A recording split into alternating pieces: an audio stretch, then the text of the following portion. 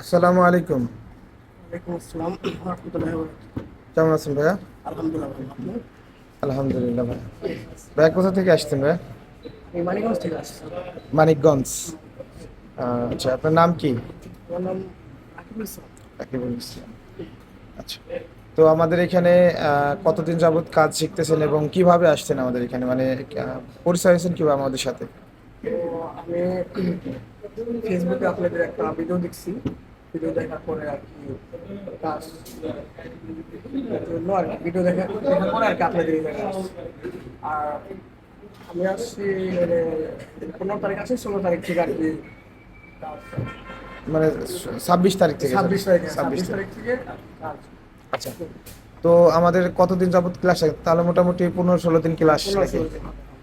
তো এখন আমাদের কি কাজ চলতেছে, মানে আপনি কি কাজ করতেছেন এখন? এখন আমি বলাইছি রিবিলিং করতেছি। বল আইসি রিবিলিং করতেছে।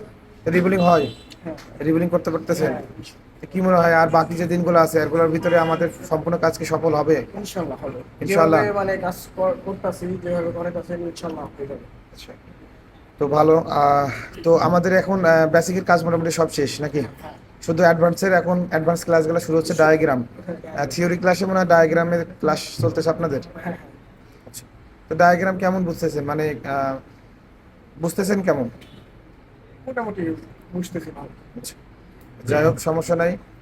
আস্তে আস্তে আরো বুঝবেন ইনশাআল্লাহ। আমাদের যে ইনশাল্লাহ। কাজের মানে টিচারদের যে বোঝানোর কোয়ালিটি বা আপনাদেরকে বুঝাই দেয়, আপনাদের বুঝতে কোনো সমস্যা বা কোনো প্রকার?